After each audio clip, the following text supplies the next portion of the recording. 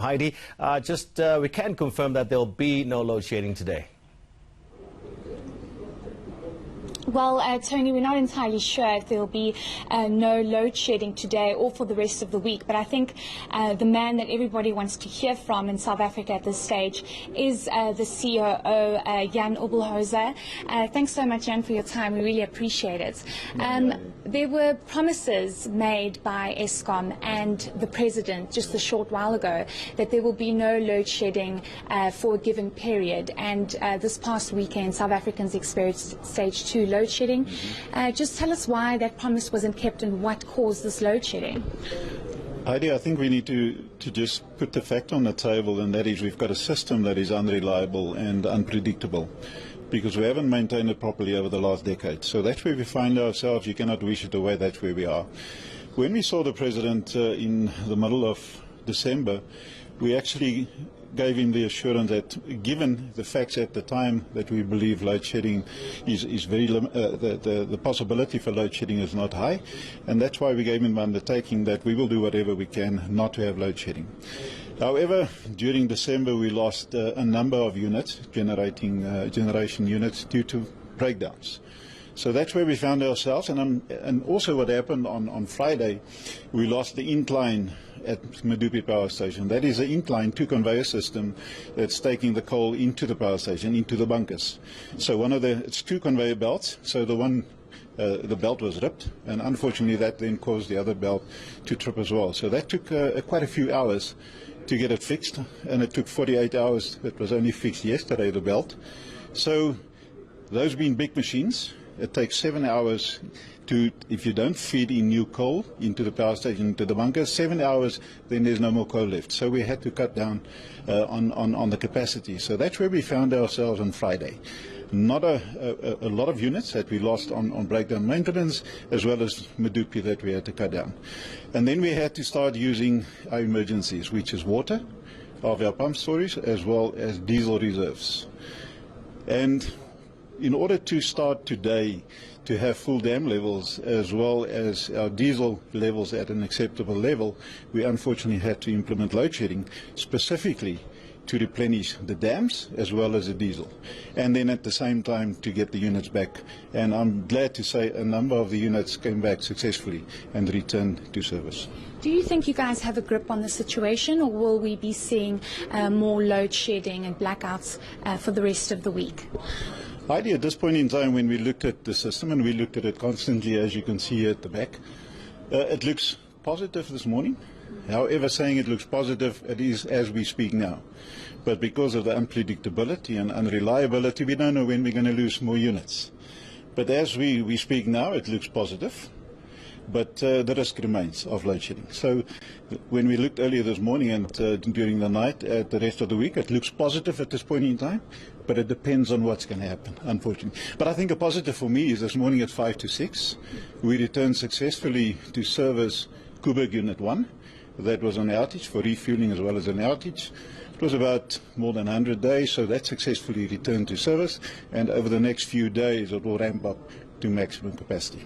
We were speaking off camera, and I asked you the question about when is it ever going to get better? Is it ever going to get better? Load shedding has a severe impact on our economy, on economic growth, and you were saying it's going to take some time. Heidi, yes.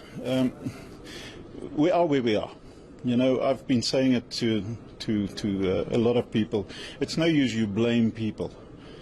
I think that's for somebody else. Where we are now is we've got a system that is not being maintained and not looked after well. It's unreliable, it's unpredictable as we have it, and we've got to fix it. And that's what we spoke earlier when we were offline. It's going to take time. And they need to take a unit off when it really needs care.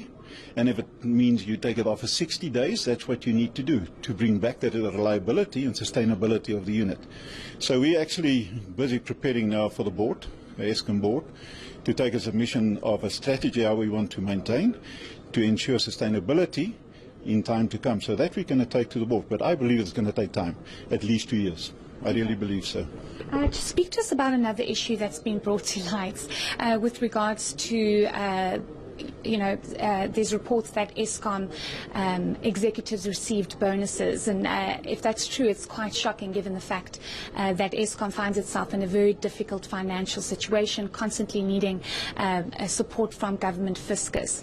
Have executives received bonuses or not? Heidi, I can confirm that the last 2 years, no performance bonuses have been paid. So I can confirm that. So there is, I've heard this morning, and I also had to give some feedback to some of the media houses this morning, so I don't know where it's coming from, but I can confirm no performance bonuses have been paid the last 2 years. Okay. And then perhaps speak to us about the new man in the building, Andre de Ruyter. We understand that he, I'm not sure if he started today, but perhaps just speak to us about when he did start and the pile of work that awaits him. Yeah, Andre, he was in last week as well, but he officially started this morning. So he was in the building before 6. But during the weekend, Andre was fully involved in the decisions that we've made in terms of load shedding and where we are today. So I can confirm, I saw him in the morning, I welcomed him this morning, it was before 6. So we're sincerely looking forward to the contribution he's going to make, to the company and specifically to the country. So yes, Andre is here, and we're really looking forward to work with him. And just lastly, Jan, perhaps just reassure South Africans that you're trying to control the situation. You can't rule out that there will be no load shedding for the week, but as you showed me earlier on these screens, that you are trying to deal with the situation as best as possible. Heidi, yes, unfortunately the system is constrained, but we're trying our best. And I can tell you that if you just take the people that we have, my colleagues, and the hours they're giving and the commitment that there is, I can assure the public of South Africa we do whatever we can to minimize, the impact of load shedding. And we fully understand the mandate that we have to the country and the economy, and that's to provide sustainable electricity. And we're fully committed, and we are accountable to do exactly that. Right, thanks so much, Jan. We appreciate your time. Thank you. So that was Jan Ubelhozer, who is the COO of Eskom, basically just explaining to us why South Africans experienced load shedding over the past weekend, not ruling out, though, that there will be no load shedding for the next week or so, but they are trying to deal with all the issues that are presented. All right, thank you so much, Heidi Giokos, reporting for us there. She's at the Eskom headquarters talking with the COO, and as the man said, it will take some time.